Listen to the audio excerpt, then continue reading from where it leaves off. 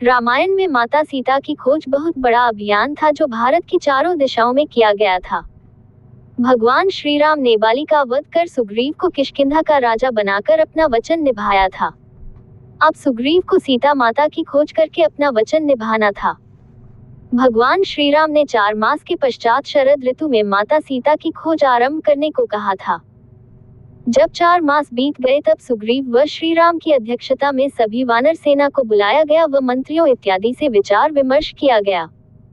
ये तो सब जानते थे कि रावण के द्वारा ही माता सीता का अपहरण किया गया है, लेकिन उन्हें कहाँ छुपा कर रखा है यह कोई नहीं जानता था।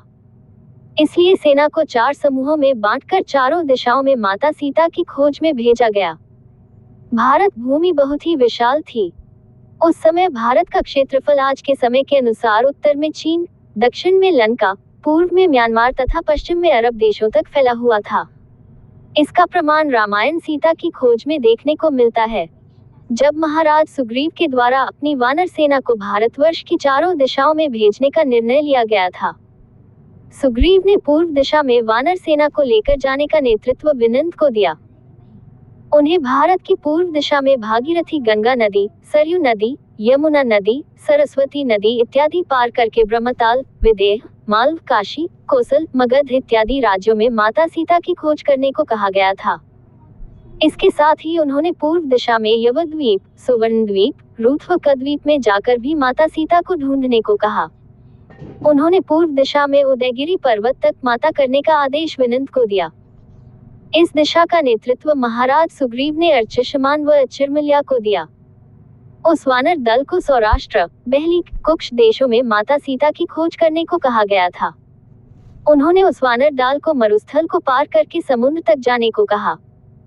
वहां से आगे मोवी व जटापुर राज्यों से होते हुए सिंधु नदी जाना था।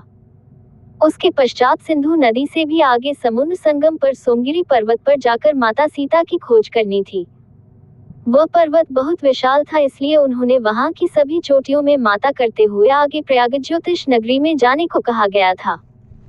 वहां अनेक गुफाएं थी जिनमें माता सीता की खोज करते हुए उन्हें अंस्थांचल तक माता सीता को ढूंढना था। इस दिशा का उत्तरदायित्व उन्होंने वीर शतवली को दिया।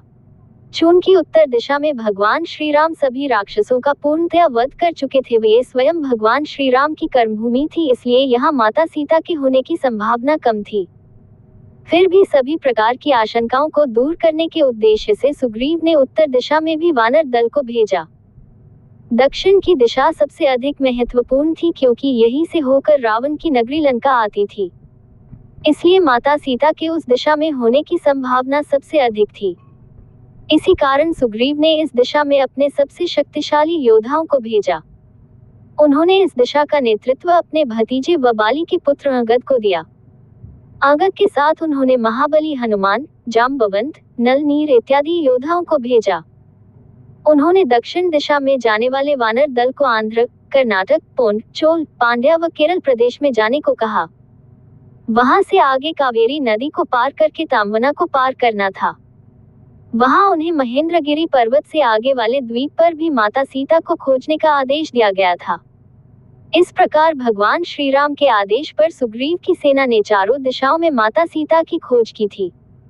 इसे अंत में दक्षिण दिशा में गए वानर दल में से हनुमान ने लंका में खोज निकाला था। जब दक्षिण दिशा में गया वानर दल रामेश्वरम में समुद्र के किनारे पहुंच गया तो आगे जाने का रास्ता नहीं बचा था। वहां बैठे गिद्धराज संपाति ने लंका नगरी का पता तो बता दिया था, लेकिन वहां जाकर माता सीता को ढूंढा जाना आवश्यक था। ऐसे में जामवंत जी ने हनुमान जी को उनकी शक्तियां याद दिलाई। अपनी शक्तियों के याद आ जाने पर हनुमान जी ने 100 योजन के उस विशाल समुद्र को पार कर लिया था। इस तरह से भक्त हनुमान जी के द्वारा सीता की खोज पूरी हो पाई थी और उन्होंने लंका पहुंचकर माता सीता को ढांढस भी बंधाया था। वहां से वापस लौटकर हनुमान जी ने श्री राम को माता सीता का पता दिया। उसके बाद ही श्री राम ने लंका पर चढ़ाई कर रावण का वध कर दिया था।